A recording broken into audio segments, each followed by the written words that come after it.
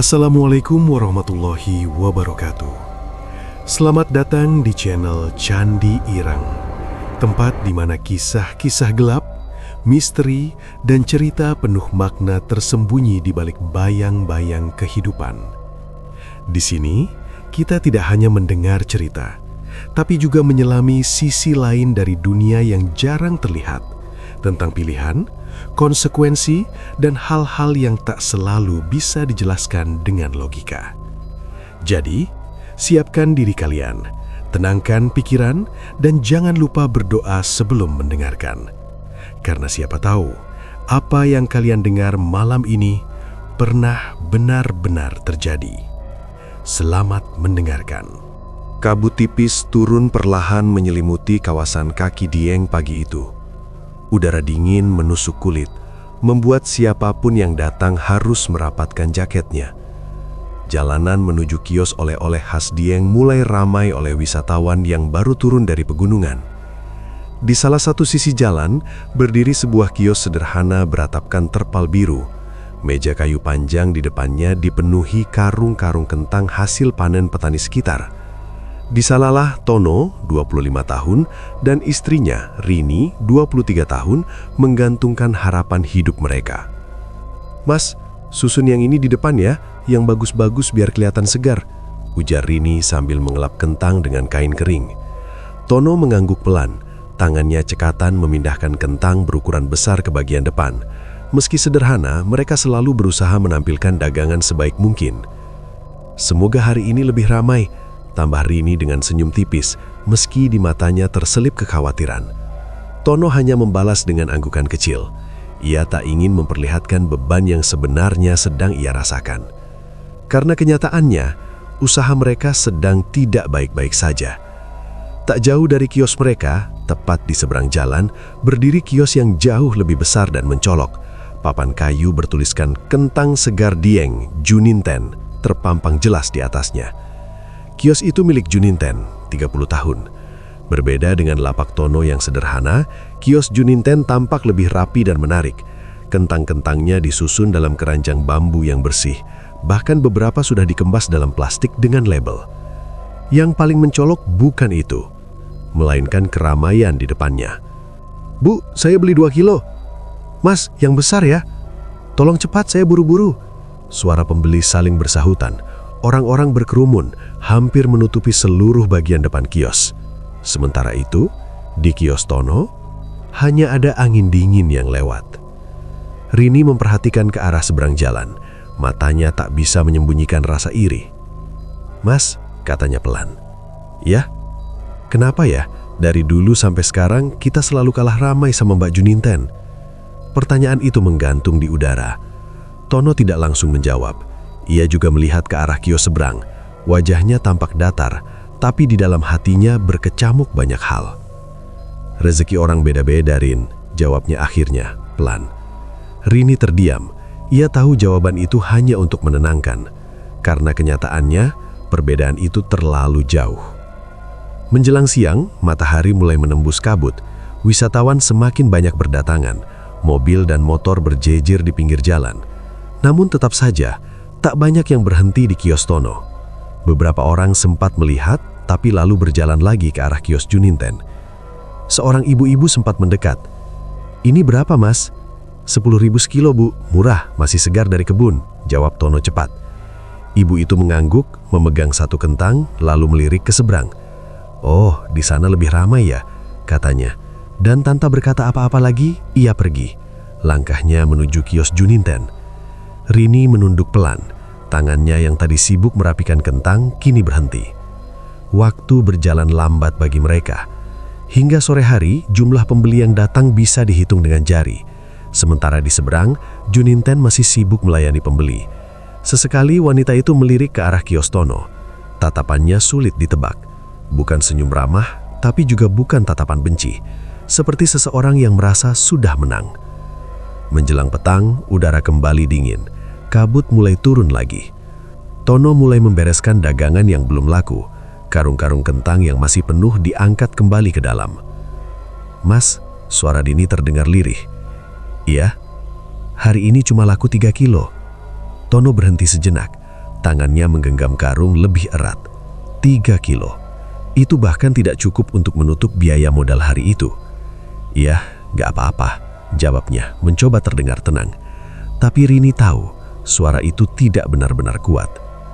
Malam mulai datang, lampu-lampu kios dinyalakan satu persatu. Kios Juninten akhirnya mulai sepi setelah dagangannya hampir habis. Berbeda dengan Tono yang masih menyisakan banyak. Rini duduk di kursi kayu kecil. Ia memeluk lututnya sendiri. "Mas, kita bisa bertahan sampai kapan?" tanyanya pelan. Pertanyaan itu membuat Tono terdiam lama.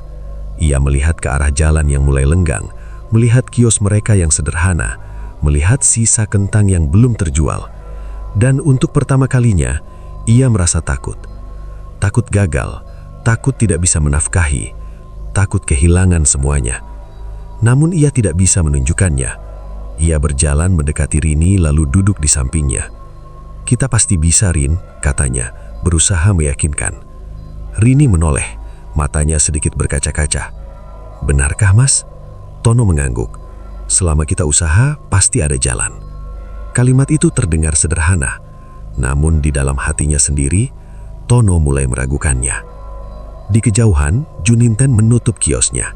Sebelum pergi, ia sempat menoleh ke arah Tono dan Rini. Tatapannya kali ini lebih lama, dan entah kenapa, membuat Tono merasa tidak nyaman. Seperti ada sesuatu yang tersembunyi di balik semua ini. Malam semakin dingin, kabut turun lebih tebal dari biasanya. Dan tanpa mereka sadari, hari itu adalah awal dari sesuatu yang akan mengubah hidup mereka selamanya. Sesuatu yang gelap dan penuh harga yang harus dibayar. Pagi kembali datang di kaki Dieng. Kabut tipis masih menggantung. Namun, aktivitas sudah mulai terasa sejak subuh. Tono dan Rini sudah berada di kios mereka lebih awal dari biasanya. Rini terlihat lebih diam hari itu. Tangannya tetap bekerja, menyusun kentang satu persatu. Tapi pikirannya entah kemana. "Mas, kita coba turunin harga aja gimana?" tanya Rini pelan, memecah keheningan. Tono yang sedang mengangkat karung berhenti sejenak. "Turunin lagi?" "Iya, siapa tahu orang jadi lebih tertarik." Tono menghela napas panjang. "Harga kita sudah paling murah, Rin. Kalau diturunin lagi, kita malah rugi."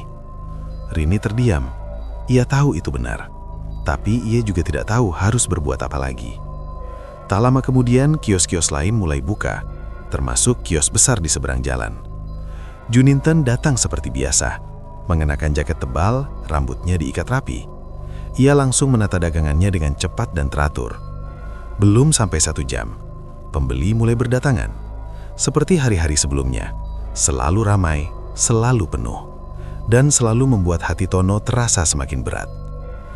"Mas, lihat itu," bisik Rini. Tono tak perlu menoleh lama. Ia sudah tahu maksudnya. Beberapa mobil wisata berhenti. Penumpangnya turun dan langsung menuju kios Juninten. Bahkan ada yang tidak sempat melirik ke arah kios lain. Seolah-olah pilihan mereka sudah ditentukan. Seorang bapak-bapak sempat mendekat ke kios Tono. "Ini kentangnya bagus nggak, Mas?" "Bagus, Pak. Baru panen kemarin. Silahkan dicek," jawab Tono cepat. Bapak itu mengambil satu, melihat sebentar, lalu kembali menaruhnya. "Iya, tapi di sana kayaknya lebih banyak pilihannya," katanya sambil menunjuk ke arah kios Juninten. Dan lagi-lagi, ia pergi. Tono menatap kepergian orang itu dengan wajah kosong. Tangannya perlahan mengepal. Dalam hatinya mulai muncul sesuatu yang selama ini ia tahan. Iri. Awalnya kecil, namun kini mulai tumbuh. Menjelang siang keadaan tak banyak berubah. Rini mulai terlihat gelisah. "Mas, uang kita tinggal berapa sih sekarang?" tanyanya hati-hati. Tono tidak langsung menjawab. Ia seperti sedang menghitung dalam pikirannya. "Kalau buat modal besok, masih ada," katanya pelan. "Kalau laku," tambahnya dalam hati, tapi tidak diucapkan. Rini menunduk. "Kalau begini terus, kita bisa tutup, Mas." Kalimat itu terasa berat. Tono menatap istrinya. Ia ingin menyangkal, ingin bilang semuanya akan baik-baik saja. Tapi kata-kata itu terasa kosong sekarang. Sore hari angin dingin mulai berhembus lebih kencang. Langit sedikit mendung. Beberapa pembeli terakhir mulai pergi. Seperti biasa, kios mereka kembali sepi. Rini duduk lemas di kursi kecil, wajahnya pucat. "Mas, aku capek," katanya lirih. Tono terdiam. Bukan hanya Rini, ia juga lelah. Lelah berusaha, lelah berharap, dan lelah melihat kenyataan yang tak kunjung berubah. Saat itulah, seorang pria tua perlahan mendekat. Langkahnya pelan, pakaiannya sederhana, sedikit lusuh. Wajahnya penuh keriput, tapi matanya tajam. Tidak seperti orang tua biasa. Ia berhenti tepat di depan kios Tono. "Sepi ya?" katanya pelan. Tono sedikit terkejut. "Iya pak, lagi sepi," jawabnya singkat. Bukan lagi sepi, tapi memang kalah. Kalimat itu menusuk. Tono langsung menatap pria itu. "Maksudnya?" Pria tua itu tidak langsung menjawab. Ia malah mengambil satu kentang, memutarnya di tangan. "Padahal barangmu tidak kalah bagus," katanya. Tono diam. Ia tahu itu benar. Tapi, lanjut pria itu, dalam dunia dagang, bukan cuma soal barang. Rini mulai merasa tidak nyaman. "Maaf pak, kami masih sibuk," katanya mencoba mengakhiri. Namun pria itu tidak pergi. Ia justru mendekat sedikit, lebih dekat ke Tono. "Kalau kamu mau, aku bisa bantu," bisiknya pelan. Tono mengeringit sedikit. "Maksudnya bantu?" Pria tua itu senyum lagi. Senyum yang kali ini terasa aneh. "Biar daganganmu laris. Lebih laris dari siapapun di sini." Jantung Tono berdegup sedikit lebih cepat. "Gimana caranya?" Rini langsung menoleh cepat. "Mas." Namun Tono tetap menatap pria itu. Pria tua itu menoleh ke kanan dan ke kiri, memastikan tidak ada yang mendengar. Lalu ia berkata dengan suara lebih pelan, "Ada jalan cepat, tapi tidak semua orang berani." Kalimat itu membuat udara terasa lebih dingin. "Jalan apa?" tanya Tono, sekarang setengah berbisik. Pria tua itu menatap lurus ke mata Tono. "Yang butuh pengorbanan." Rini langsung berdiri. "Mas, sudah, kita nggak usah dengar yang aneh-aneh," katanya tegas. Namun entah kenapa, Tono tidak bergerak. Ia masih menatap pria tua itu, seolah-olah ada sesuatu yang menariknya. "Kalau kamu mau berubah, temui aku malam ini," katanya sambil menyelipkan secerik kertas kecil ke tangan Tono. Malam turun perlahan di kaki Dieng.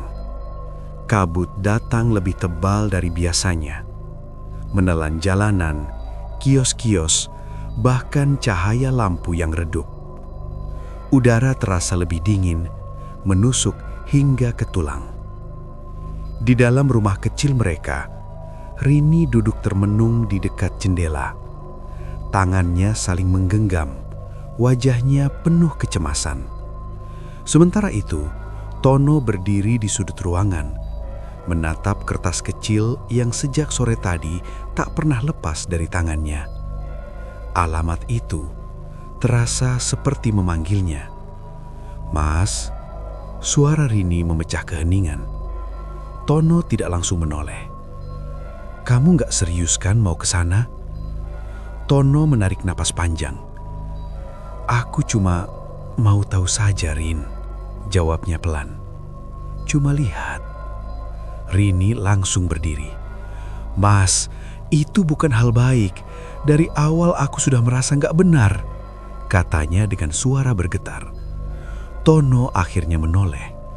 Wajahnya terlihat lelah. "Terus kita harus gimana?" balasnya. Pertanyaan itu membuat Rini terdiam. "Kita sudah usaha, sudah kerja keras, tapi hasilnya?" lanjut Tono. Rini menggigit bibirnya. Air matanya mulai menetes. "Aku cuma takut, Mas." Tono terdiam. Ia tahu Rini tidak salah, tapi di dalam hatinya ada sesuatu yang terus mendorongnya. Keinginan untuk keluar dari keadaan ini dengan cara apapun. Malam semakin larut. Jam menunjukkan hampir pukul 11. Rini akhirnya tertidur di kursi, kelelahan oleh tangis dan pikiran. Sementara itu, Tono masih terjaga. Matanya menatap kosong ke arah luar jendela. kabut putih terlihat seperti bergerak perlahan, seolah hidup. Tangannya kembali meraba kertas kecil itu. Alamat di lereng sepi Dieng. Beberapa menit kemudian, Tono berdiri. Ia mengambil jaketnya pelan-pelan agar tidak membangunkan Rini. Langkahnya menuju pintu terasa berat. Namun begitu tangannya menyentuh gagang pintu, ia berhenti sejenak. Bayangan wajah Rini terlintas di pikirannya. Tangisan tadi, kata-katanya. Tono menutup mata. "Ini demi kita," bisiknya pelan. Dan akhirnya, ia membuka pintu. Udara malam langsung menyambutnya dengan dingin yang menusuk. Kabut begitu tebal hingga jarak pandang hanya beberapa meter. Tono berjalan perlahan mengikuti jalan setapak. Sepi, tidak ada suara apapun selain langkah kakinya sendiri. Semakin jauh ia berjalan, semakin sunyi suasana di sekitarnya. Hingga akhirnya ia sampai di tempat yang dimaksud. Sebuah area kosong di lereng, dikelilingi pohon-pohon tinggi yang tampak hitam di balik kabut. Tanahnya lembab dan terasa dingin saat diinjak. Di tengah area itu, ada sebuah gubuk kecil. Lampunya redup, hampir mati. Tono menelan ludah. Jantungnya berdegup lebih cepat. "Masuk saja." Suara itu tiba-tiba terdengar. Tono terkejut. Ia menoleh ke segala arah, tapi tidak melihat siapapun. Tapi suara itu sangat jelas dan berasal dari dalam gubuk. Dengan langkah ragu, Tono mendekat. Pintu gubuk itu terbuka sedikit, seolah sudah menunggunya. Ia mendorongnya pelan. Krit. Suara pintu kayu itu terdengar panjang dan menyeramkan. Di dalam, ruangan itu sangat sederhana. Hanya ada tikar, beberapa lilin, dan benda-benda aneh yang tidak dikenali Tono. Dan di tengah ruangan, duduk pria Ua itu. "Kamu datang juga," katanya pelan. Tono berdiri kaku di pintu. "Iya." "Duduklah," kata pria itu sambil menunjuk tikar di depannya. Tono ragu sejenak, lalu akhirnya duduk. Beberapa detik hening, hanya suara angin di luar yang terdengar. "Jadi, kamu mau hidupmu berubah?" tanya pria Ua itu. Tono mengangguk pelan. Pria itu tersenyum. "Bagus. Tapi kamu harus paham, tidak ada yang gratis di dunia ini," lanjutnya. Tono menatap serius. "Apa yang harus saya lakukan?" Pria Ua itu menatap lurus ke matanya. Tatapan yang dalam dan terasa menekan. "Ada sesuatu yang harus kamu beri," katanya pelan. "Bukan uang, bukan barang." Tono menelan ludah. Lalu, pria itu sedikit mendekat. Suaranya semakin pelan. "Tumbal." Kata itu membuat tubuh Tono langsung kaku. Ia terdiam, seolah tidak percaya dengan apa yang baru saja ia dengar. "Tumbal," ulangnya lirih. Pria Ua itu mengangguk pelan. "Dengan itu, daganganmu akan laris. Orang-orang akan datang sendiri tanpa kamu panggil." Tono mulai merasa napasnya berat. Tapi pria itu mengangkat tangan menghentikan ucapannya. "Kamu tidak perlu langsung menjawab," katanya. "Pikirkan saja, mana yang lebih penting? Hidupmu sekarang atau kesempatan untuk berubah?" Tono menunduk. Pikirannya kacau. Bayangan Rini, kios yang sepi, dan masa depan yang tidak jelas. Semua bercampur jadi satu. "Kalau saya menolak?" tanya Tono pelan. Pria itu tersenyum tipis. "Tidak apa-apa, tapi jangan menyesal kalau kesempatan ini tidak datang dua kali." Hening kembali. Lilin-lilin kecil di ruangan itu bergetar tertiup angin. Bayangan di dinding bergerak, seperti hidup. Tono perlahan mengepalkan tangannya. Ia mengangkat kepala, menatap pria Ua itu. Dan di dalam hatinya, pertarungan sedang terjadi antara rasa takut dan keinginan. Di luar, kabut semakin tebal. Malam semakin sunyi, dan tanpa disadari Tono, langkah yang ia ambil malam ini akan membawa dirinya ke jalan yang tidak bisa kembali. Api lilin di dalam gubuk itu bergoyang pelan tertiup angin. Bayangan di dinding tampak bergerak tidak beraturan, seperti menari dalam diam. Suasana terasa semakin sesak. Tono masih duduk berhadapan dengan pria tua itu. Kepalanya tertunduk, napasnya berat. Pertanyaan tentang tumbal masih terngiang di telinganya. "Aku tidak punya pilihan lain," gumamnya pelan. Pria tua itu tersenyum tipis. "Semua orang selalu punya pilihan," katanya.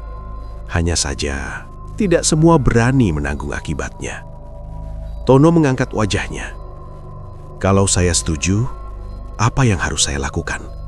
tanyanya dengan suara bergetar. Pria tua itu tidak langsung menjawab. Ia mengambil sebuah bungkusan kecil dari sampingnya. Dibukanya perlahan.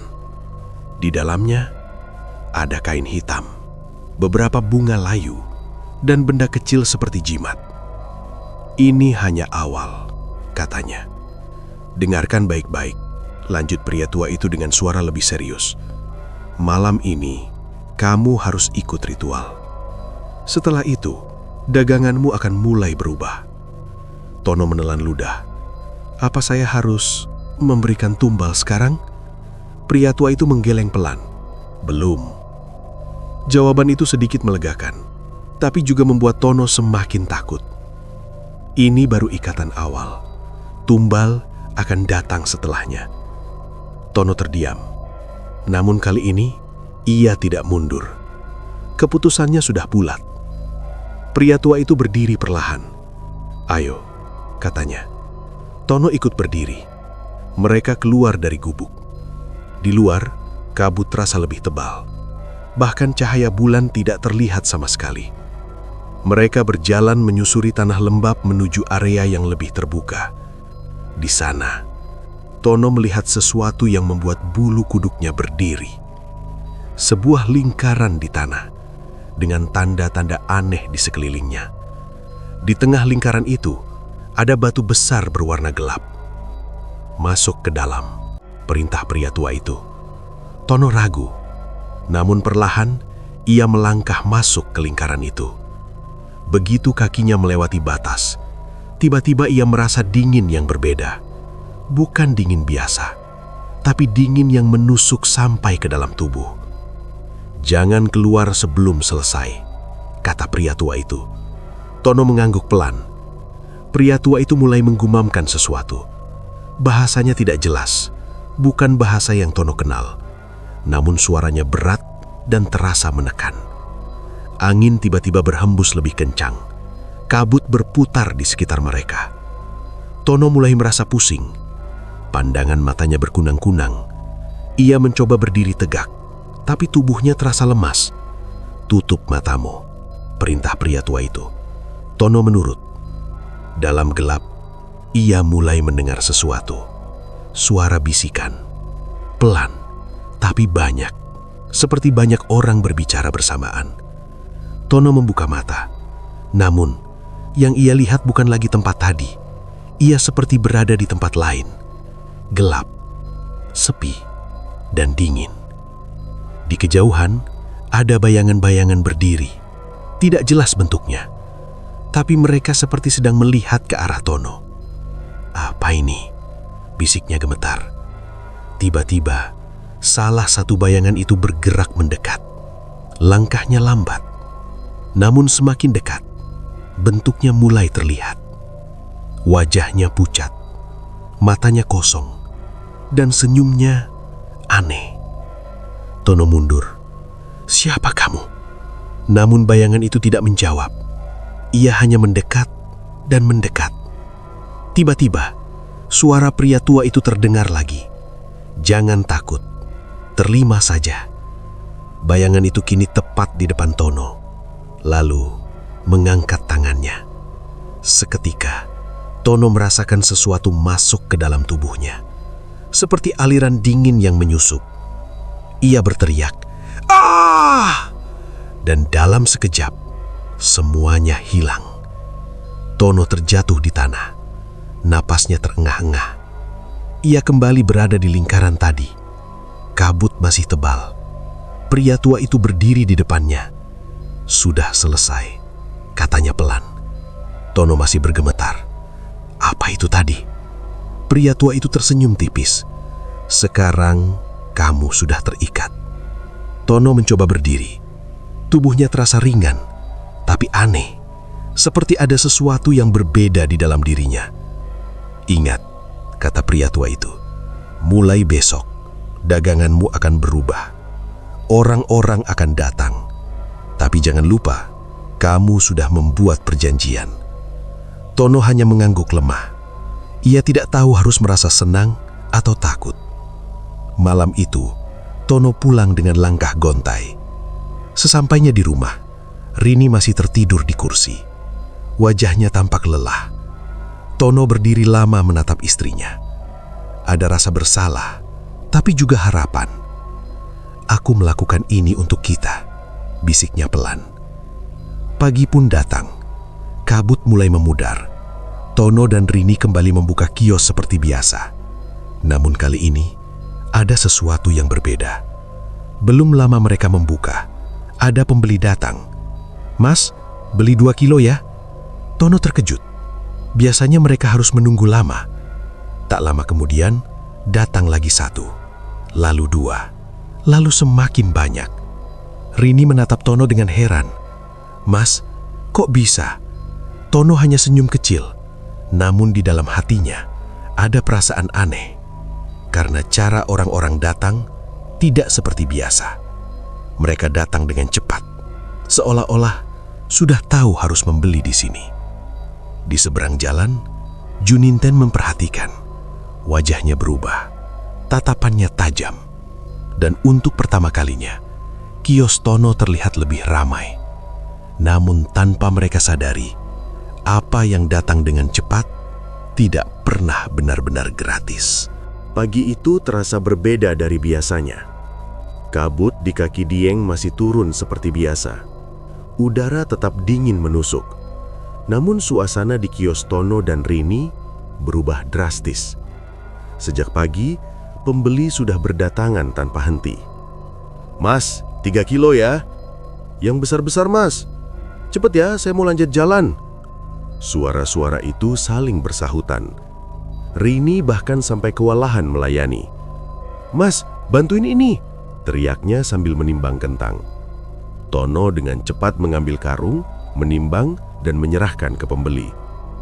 Gerakannya lebih cepat dari biasanya. Dalam waktu singkat, setengah dagangan mereka sudah habis. Rini terengah-engah, tapi wajahnya juga menunjukkan kebingungan. "Mas, ini aneh," katanya pelan saat ada jeda. Tono pura-pura tidak mendengar.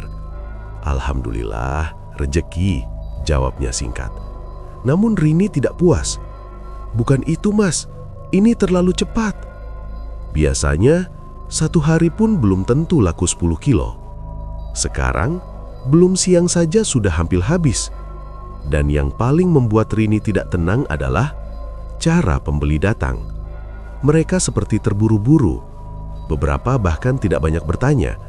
Datang, beli, lalu pergi. Seolah-olah sudah ditarik ke kios itu.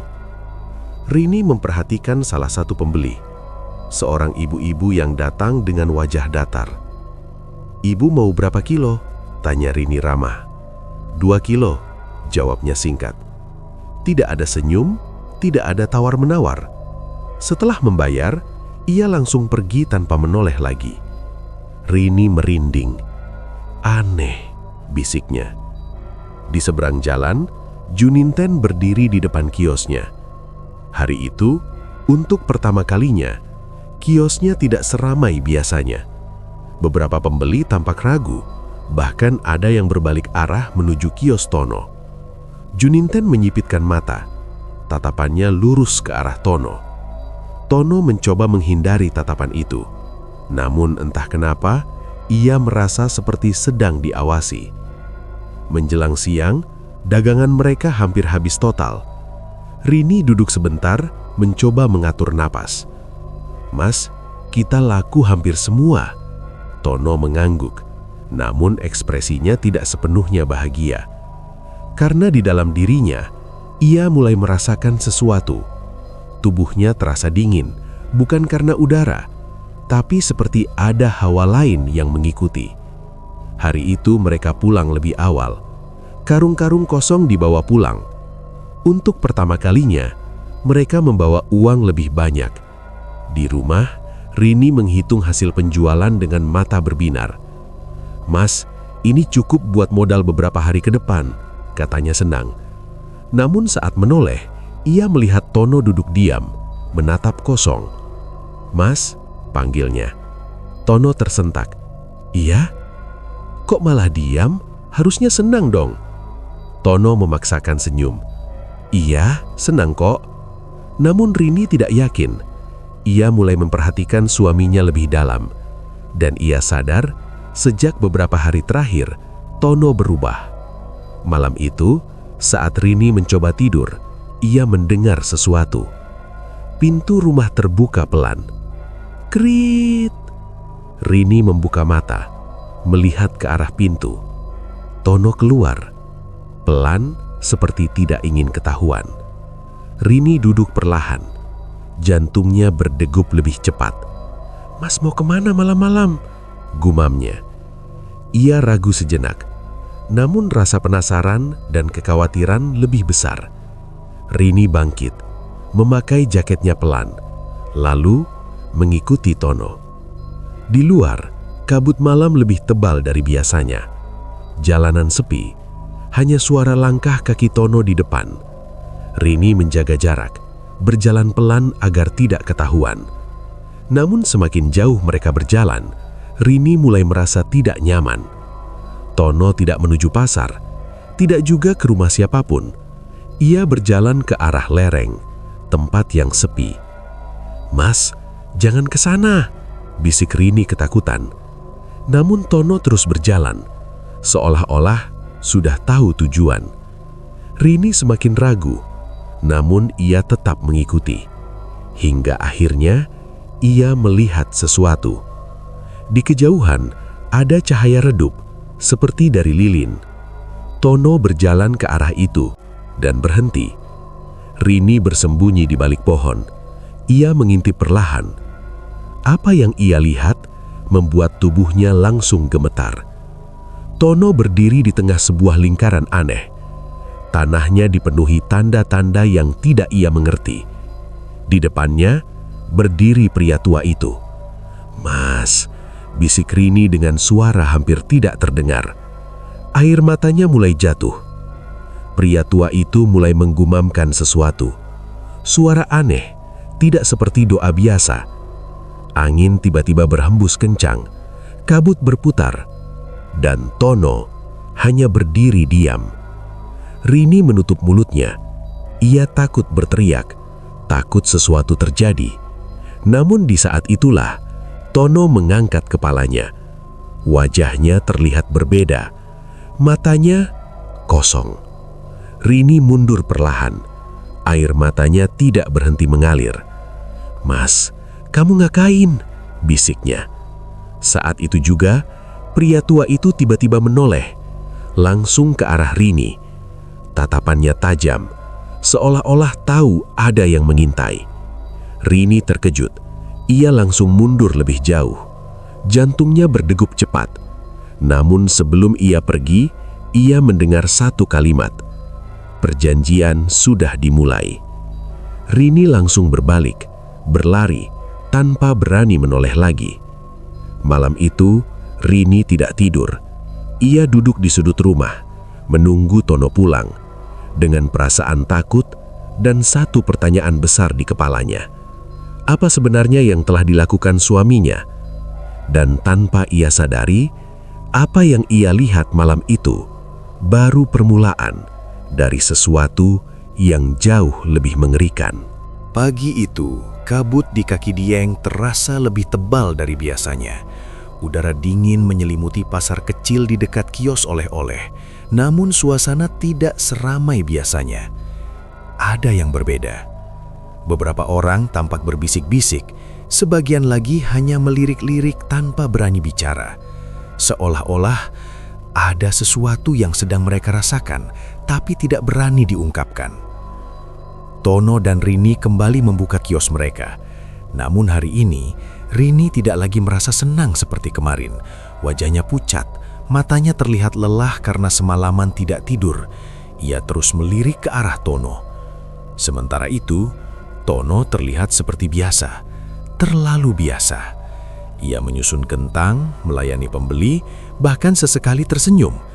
Namun bagi Rini, ada yang hilang dari dirinya. "Mas," panggil Rini pelan. "Ya, kita ngobrol nanti ya, serius," katanya. Tono terdiam sejenak, lalu mengangguk. "Iya," tapi jawabannya terasa dingin. Tak lama kemudian, pembeli mulai berdatangan lagi, dan seperti kemarin, langsung ramai. "Mas, 5 kilo, cepat ya, saya mau 10 kilo. Jumlah pembeli bahkan lebih banyak dari sebelumnya. Rini membantu melayani, tapi pikirannya tidak di situ. Ia terus teringat kejadian semalam. Lingkaran aneh, pria tua, dan Tono yang berdiri seperti orang bukan dirinya. Di seberang jalan, Juninten berdiri di depan kiosnya. Hari ini, kiosnya jauh lebih sepi. Beberapa pelanggan tetapnya tampak bingung. "Aneh ya, sekarang malah sepi," kata salah satu pembeli. Juninten hanya tersenyum tipis, namun matanya tidak pernah lepas dari arah kios Tono. Ia memperhatikan setiap gerakan, setiap pembeli yang datang, dan semakin lama ia melihat, semakin jelas sesuatu terasa tidak wajar. "Ini bukan sekedar ramai," gumamnya pelan. Juninten bukan pedagang biasa. Ia sudah lama berjualan di sana. Ia paham pola pembeli, dan apa yang terjadi sekarang tidak masuk akal. "Orang-orang itu," bisiknya, "seperti dipanggil." Salah satu pembeli yang baru saja membeli dari Tono lewat di depan Juninten. Wajahnya kosong, langkahnya cepat, tanpa ekspresi. Juninten menatap tajam. "Energi ini," katanya pelan, "bukan energi biasa." Ia menutup kiosnya sebentar, masuk ke dalam. Di dalam kios, Juninten membuka laci kecil. Dari dalamnya ia mengeluarkan sebuah benda. Kain kecil berwarna hitam dengan sesuatu terikat di dalamnya. Ia menggenggam benda itu, menutup mata. Beberapa detik hening, lalu Juninten membuka matanya perlahan. Jadi benar, katanya, dia sudah masuk ke jalan itu. Sementara itu, di kios Tono, keadaan semakin ramai. Namun di balik itu, Tono mulai merasakan sesuatu yang aneh. Saat ia menyentuh kentang, ia merasa dingin menjalar ke tangannya, lebih dingin dari biasanya. Saat ia melihat pembeli, beberapa wajah terlihat berbeda, seperti samar, seperti bukan manusia sepenuhnya. Tono menggelengkan kepala. Cuma capek, gumamnya. Namun perasaan itu tidak hilang, malah semakin kuat. "Mas, kamu gak apa-apa?" tanya Rini. Tono menoleh. "Kenapa?" "Kamu pucat." Tono tersenyum tipis. "Gak apa-apa." Tapi Rini tahu, itu bukan jawaban jujur. Menjelang siang, dagangan kembali hampir habis. Namun kali ini, tidak ada rasa lega. Rini justru semakin takut. Setelah pembeli mulai sepi, Juninten berjalan mendekat. Langkahnya tenang, namun tatapannya tajam. Ia berhenti di depan kios Tono. "Lari sekali ya sekarang?" katanya datar. Tono terdiam. "Iya, rejeki," jawabnya singkat. Juninten tersenyum tipis. "Rejeki atau hasil perjanjian?" Kalimat itu membuat Rini langsung menegang. Tono juga terdiam. "Apa maksudnya?" tanya Tono mencoba tenang. Juninten mendekat sedikit, suaranya diturunkan. "Jangan kira saya tidak tahu," katanya. Angin tiba-tiba berhembus pelan, suasana mendadak terasa lebih dingin. "Kamu bermain dengan sesuatu yang tidak seharusnya," lanjut Juninten. Rini langsung memegang tangan Tono. "Mas," bisiknya panik. Tono menoleh ke Juninten. "Jangan asal bicara." Namun suaranya tidak sekuat yang ia harapkan. Juninten tidak marah, ia justru menghela napas. Saya tidak peduli kamu mau bagaimana, tapi kalau sudah mulai, biasanya tidak bisa berhenti. Tono menggenggam tangannya, dan kalau tidak dihentikan, lanjut Juninten pelan. Yang hilang bukan cuma dagangan. Hening. Juninten menatap Rini. Jaga suamimu, katanya. Lalu ia berbalik, pergi tanpa berkata apa-apa lagi. Rini langsung menatap Tono, wajahnya penuh ketakutan. Mas, dia kau. Tono tidak menjawab, namun di dalam hatinya, ia mulai merasa takut, karena apa yang dikatakan Juninten bukan sekedar ancaman, melainkan peringatan. Dan di saat yang sama, di kejauhan, kabut kembali turun perlahan, lebih tebal, lebih gelap, seolah-olah sesuatu sedang menunggu. Kabut turun lebih tebal dari biasanya.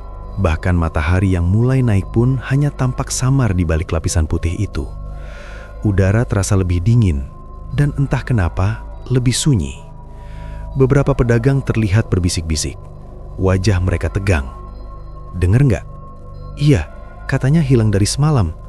Masih kecil lagi. Bisikan itu menyebar cepat, seperti angin yang membawa kabar buruk. Rini yang sedang menata kentang langsung berhenti.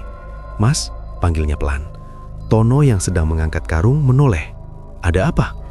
Aku dengar ada anak hilang, kata Rini dengan wajah cemas. Tono terdiam. Hilang? Ulangnya. Iya, katanya anaknya Bu Sarti yang suka lewat sini, lanjut Rini. Jantung Tono tiba-tiba berdetak lebih cepat. Ia mengenal anak itu. Sering lewat depan kios, kadang membeli jajanan kecil. Paling juga main kemana? Jawab Tono mencoba tenang. Namun suaranya terdengar kaku. Rini menggeleng. Katanya dari semalam belum pulang. Hening. Untuk beberapa detik, dunia terasa seperti berhenti bagi Tono. Di kepalanya, terngiang suara pria tua itu. Tumbal akan datang setelahnya. Tono menelan ludah. Tangannya terasa dingin. Mas, kamu nggak apa-apa? Tanya Rini. Tono tersentak. Iya, nggak apa-apa, jawabnya cepat. Namun kali ini, ia tidak berani menatap mata Rini. Tak lama kemudian, seperti hari-hari sebelumnya, pembeli mulai berdatangan. Dan lagi-lagi, langsung ramai. Mas, 5 kilo. Cepat ya, yang bagus. Namun hari ini, ada yang berbeda. Rini memperhatikan satu persatu pembeli. Beberapa wajah terlihat pucat. Beberapa tidak berbicara sama sekali. Beberapa bahkan tidak menatap saat membayar.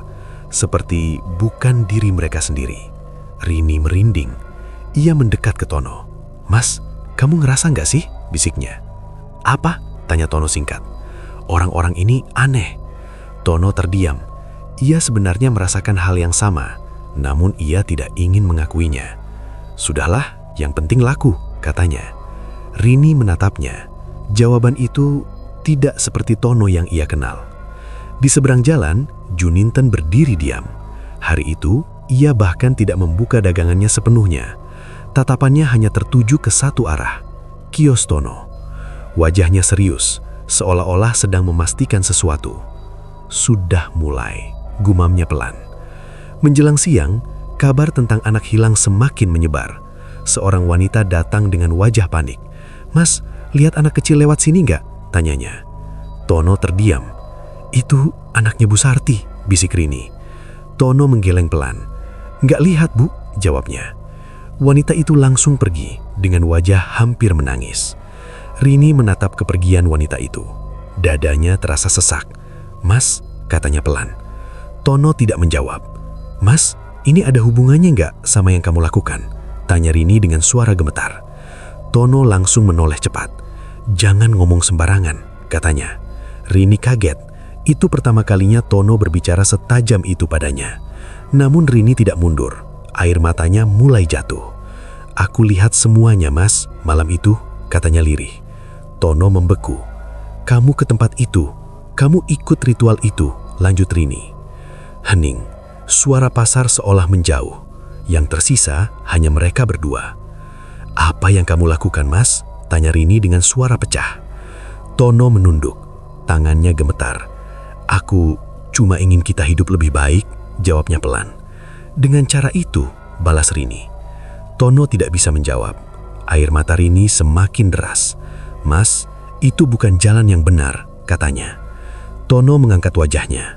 Matanya terlihat lelah dan ketakutan. "Aku sudah terlanjur, Rin," katanya pelan. Kalimat itu membuat Rini seperti kehilangan tenaga. "Terlanjur," ulangnya. Tono mengangguk. "Kalau aku berhenti," lanjutnya, "aku nggak tahu apa yang akan terjadi." Rini menutup mulutnya, menahan tangis. Di saat itu juga, angin tiba-tiba berhembus, dingin. Dan entah kenapa, Rini merasa seperti ada yang memperhatikan mereka. Ia menoleh ke arah jalan, dan di kejauhan, ia melihat sesuatu. Seorang anak kecil, berdiri diam. Wajahnya pucat, matanya kosong. Rini membeku. "Mas," bisiknya. Tono menoleh. Namun saat ia melihat ke arah yang ditunjuk Rini, anak itu sudah tidak ada. "Apaan sih?" kata Tono. Namun Rini tidak menjawab. Tubuhnya gemetar, karena ia yakin yang ia lihat tadi bukan hal biasa. Dan di dalam hatinya, ia mulai menyadari satu hal yang mengerikan. Pesugihan itu sudah mulai mengambil sesuatu. Dan mungkin itu baru yang pertama. Kabut turun semakin tebal, menelan jalanan, menelan pasar. Dan tanpa mereka sadar, Malam itu terasa jauh lebih sunyi dari biasanya. Kabut turun tebal menyelimuti rumah kecil Tono dan Rini. Tidak ada suara jangkrik, tidak ada suara angin. Hanya keheningan yang aneh, seolah-olah sesuatu sedang mengintai. Di dalam rumah, Rini duduk di sudut ruangan. Matanya sembab karena menangis seharian. Pikirannya kacau. Bayangan anak kecil yang ia lihat siang tadi terus terulang di kepalanya. Wajah pucat, mata kosong, dan hilang begitu saja. Sementara itu, Tono duduk di dekat pintu. Diam. Tidak banyak bicara sejak sore tadi.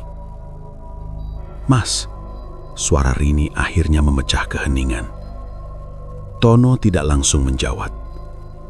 "Mas, aku mohon, jujur sama aku," lanjut Rini. Tono menutup matanya sebentar, seolah-olah sedang menahan sesuatu. "Apa yang sebenarnya kamu lakukan?" tanya Rini. Suaranya pelan, tapi penuh tekanan. Hening. Beberapa detik terasa sangat lama. Akhirnya, Tono membuka mata dan berbicara. "Aku ikut pesugihan." Kalimat itu terasa seperti menghantam ruangan. Rini langsung menutup mulutnya. Air matanya jatuh lagi. "Mas," suaranya bergetar. Tono menunduk. "Aku nggak tahu harus gimana lagi waktu itu," katanya pelan. Ia mulai bercerita tentang pria tua itu, tentang ritual di lereng, tentang perjanjian yang ia buat. Rini mendengarkan. Setiap kata terasa seperti pisau. "Dan tumbalnya?" tanya Rini dengan suara hampir tidak terdengar. Tono terdiam. Tangannya mengepal. "Aku nggak tahu siapa," jawabnya pelan. Namun jawaban itu tidak menenangkan. "Mas, jangan bohong," kata Rini. Tono mengangkat wajahnya. Matanya terlihat takut. "Aku benar-benar nggak tahu," katanya. "Tapi mereka bilang akan ada yang diambil." Rini langsung menangis. "Mas, itu anak yang hilang," katanya. Tono membeku. Aku lihat dia," lanjut Rini. Tono mulai gemetar. "Di jalan, dia berdiri, tapi..." Suara Rini terputus. "Dia bukan seperti manusia." Hening. Tono menunduk. Wajahnya pucat. "Ini salahku," bisiknya. Rini langsung mendekat. "Mas, kita harus berhenti," katanya. Tono menggeleng. "Aku nggak bisa." "Kenapa?" Rini hampir berteriak. "Karena aku sudah terikat," jawab Tono. Suara itu menggema di dalam rumah kecil itu. "Aku sudah masuk terlalu jauh," lanjutnya. "Kalau aku berhenti, aku nggak tahu apa yang akan terjadi sama kita." Rini terdiam. Nafasnya tersengal-sengal. "Lebih buruk dari ini?" tanyanya lirih. Tono tidak bisa menjawab. Malam semakin larut. Suasana semakin dingin. Tiba-tiba terdengar suara. Ketukan. Tok, tok, tok. Rini dan Tono langsung menoleh ke arah pintu. "Mas," bisik Rini. Tono berdiri perlahan. Langkahnya mendekati pintu. Tok, tok, tok. Ketukan itu terdengar lagi. Pelan, tapi jelas. Tono menelan ludah. Tangannya menyentuh gagang pintu. "Siapa?" tanyanya. Tidak ada jawaban, hanya keheningan. Perlahan, Tono membuka pintu. Kriet. Di luar, hanya kabut. Putih, tebal, kosong. "Siapa?" ulangnya. Tidak ada siapa-siapa. Namun saat Tono hendak menutup pintu, ia melihat sesuatu. Di bawah, sebuah jejak kaki kecil, basah, mengarah ke dalam rumah. Tono langsung mundur. "Mas, ada apa?" tanya Rini panik. Tono tidak menjawab. Matanya terpaku pada lantai. Jejak kaki itu perlahan muncul satu persatu. Seperti ada seseorang yang berjalan. Masuk. Padahal tidak ada siapa-siapa. Rini menjerit kecil. "Mas!" Jejak itu berhenti tepat di tengah ruangan. Lalu menghilang. Hening. Tidak ada suara apapun. Namun udara tiba-tiba terasa sangat dingin. Tono dan Rini berdiri kaku, tidak berani bergerak. Dan di saat itu terdengar suara. Tangisan. Pelan, seperti suara anak kecil. Rini langsung menangis. "Mas, hentikan ini," katanya. Tono menutup telinganya. Namun suara itu tidak hilang. Ini baru awal. Suara pria tua itu tiba-tiba tergiang di kepala Tono. Ia jatuh duduk. "Aku salah," bisiknya. Rini memeluknya. Keduanya menangis. Namun di luar sana, kabut semakin tebal. Dan sesuatu telah benar-benar masuk ke dalam rumah mereka. Sesuatu yang tidak bisa lagi dihindari. Malam itu terasa sangat panjang. Rini dan Tono tidak tidur sama sekali. Mereka hanya duduk berdekatan di sudut rumah, saling diam, mendengarkan setiap suara kecil yang muncul. Tangisan itu masih terngiang. Meski sudah tidak terdengar lagi secara nyata, namun terasa seperti masih ada di dalam kepala mereka. Pagi akhirnya datang. Namun bukan kelegaan yang mereka rasakan, melainkan ketakutan yang belum hilang. Rini bangkit perlahan.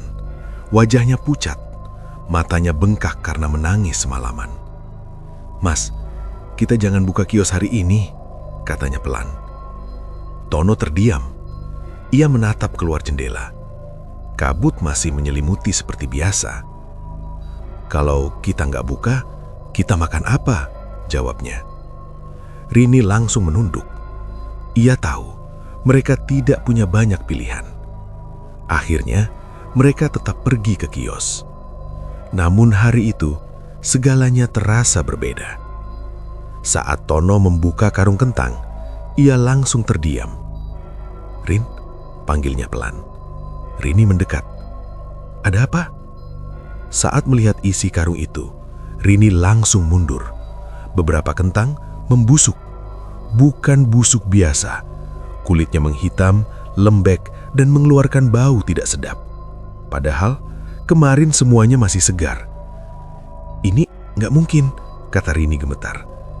Tono juga tidak mengerti. Ia membuka karung lain. Sama, beberapa kentang berubah seperti itu, seolah-olah membusuk dalam semalam. Tono mulai panik. Kenapa jadi begini? Namun mereka tidak punya waktu lama untuk berpikir, karena seperti biasa, pembeli mulai berdatangan. Dan anehnya, mereka tetap membeli. "Mas, 3 kilo, cepat ya." Tono ragu. "Ini kentangnya?" "Sudah, cepat saja," potong pembeli itu. Tono menelan ludah. Ia tetap menimbang. Rini hanya bisa melihat dengan perasaan tidak enak, karena beberapa kentang yang mereka jual adalah yang tadi sudah berubah. Namun, para pembeli tidak terlihat peduli. Mereka tetap membeli, tetap membayar, dan tetap pergi dengan wajah yang sama, kosong. Rini merinding. "Mas, ini bukan dagangan lagi," bisiknya. Tono tidak menjawab, namun di dalam hatinya ia tahu, ini bukan lagi tentang usaha, ini sesuatu yang lain. Di seberang jalan, Juninten kembali berdiri. Namun hari ini, ia tidak diam saja. Ia berjalan mendekat. Langkahnya cepat, wajahnya serius. "Cukup," katanya tegas. Tono dan Rini langsung menoleh. "Apa maksudnya?" tanya Tono. Juninten menunjuk ke karung kentang. "Kamu tahu, itu bukan lagi barang biasa," katanya. Tono terdiam. "Dan kamu masih menjualnya?" lanjut Juninten. Rini menunduk. Air matanya mulai jatuh lagi. "Mas," bisiknya. Juninten menatap Tono tajam. "Ini sudah masuk tahap balasan," katanya pelan. Tono mengernyik. "Balasan?" Juninten mengangguk. "Apa yang kamu ambil sekarang mulai meminta kembali." Angin berhembus dingin. Tono mulai merasa sesak. "Aku harus bagaimana?" tanyanya pelan. Juninten terdiam sejenak, lalu berkata, "Hentikan sekarang juga." Tono menunduk. "Aku nggak tahu caranya," katanya. Juninten menarik nafas panjang. "Kamu harus kembali ke tempat itu," katanya. Rini langsung menatap. "Mas, jangan!" Namun Juninten melanjutkan. "Kalau tidak, yang diambil berikutnya." Ia berhenti, menatap Rini. "Bisa orang terdekatmu." Rini langsung memegang tangan Tono erat. "Mas, aku takut." Tono gemetar. Di kepalanya terbayang banyak hal. Anak kecil yang hilang, tangisan semalam, dan sekarang ancaman itu. "Kalau aku kembali?" tanya Tono. Juninten menjawab pelan. "Belum tentu kamu bisa keluar." Hening. Namun kali ini tidak ada pilihan yang terasa aman. Menjelang sore, suasana pasar mulai sepi. Namun di kios Tono terjadi sesuatu yang membuat semua orang ketakutan. Seorang pembeli tiba-tiba berteriak, "Ini apa?" Ia menjatuhkan kantong kentang yang baru dibelinya. Saat kantong itu terbuka, isi di dalamnya bukan lagi kentang, melainkan sesuatu yang hitam, lembek, dan berbau busuk, seperti daging yang membusuk. Orang-orang mulai panik. "Itu dari kios ini. Apa yang dijual ini?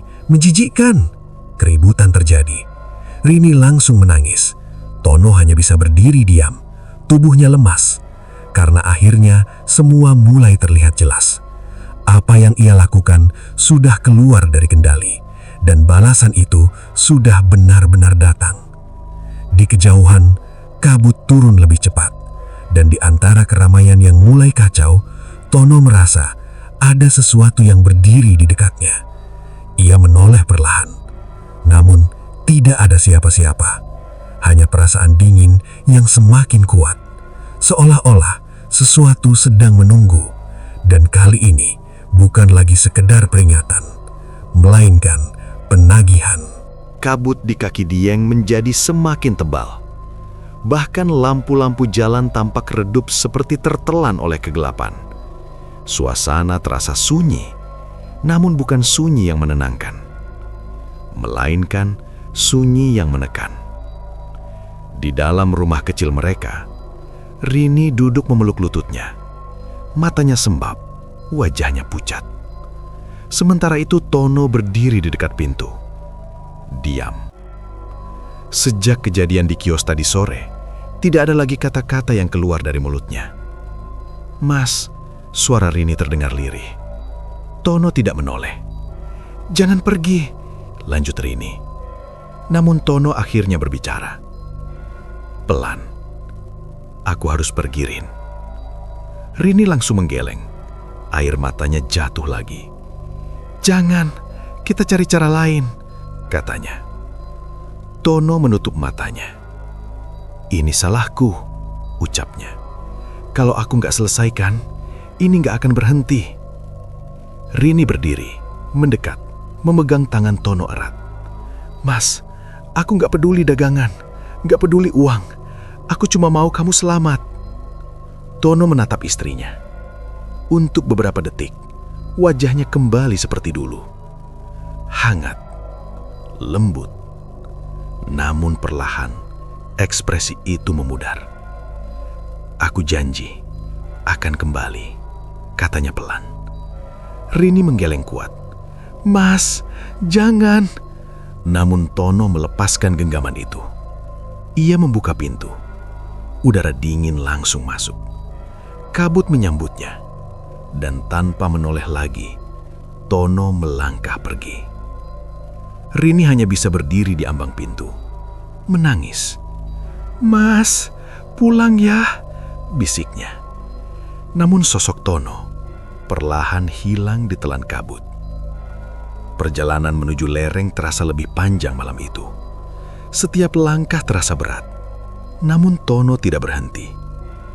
Hingga akhirnya, ia sampai di tempat itu. Gubuk kecil itu masih berdiri. Lampunya redup, seperti menunggu. Tono mendekat. Tangannya gemetar saat menyentuh pintu. Krit!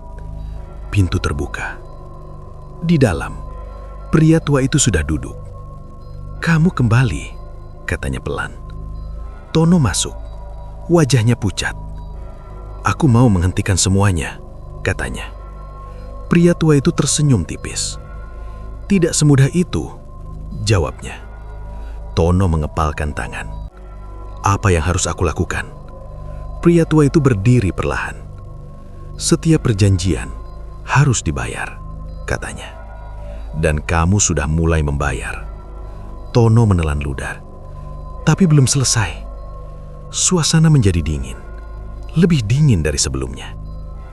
"Kalau kamu ingin berhenti," lanjut pria tua itu, "kamu harus menggantikan apa yang sudah diambil." Tono terdiam. "Maksudnya?" Pria tua itu menatap tajam. "Kamu." Hening. Seolah-olah waktu berhenti. Tono menarik napas panjang. Di kepalanya terbayang wajah Rini, tangisnya, harapannya, dan semua kesalahan yang telah ia lakukan. Aku mengerti," katanya pelan. Pria tua itu tersenyum.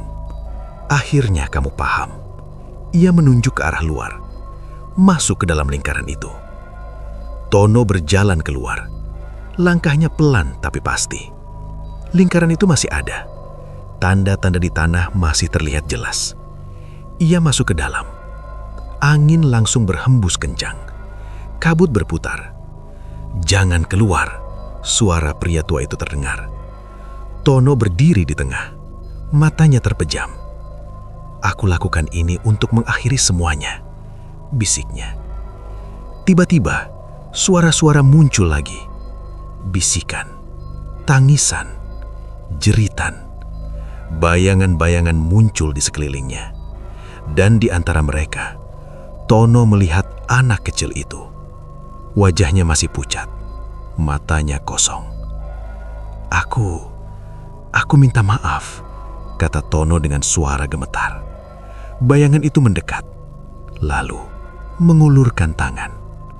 Tono tidak bergerak. Ia menerima. Dalam sekejap, angin menjadi sangat kencang.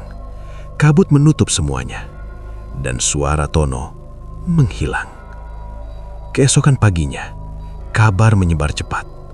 Tono hilang, semalam belum pulang, ada jejak ke arah lereng.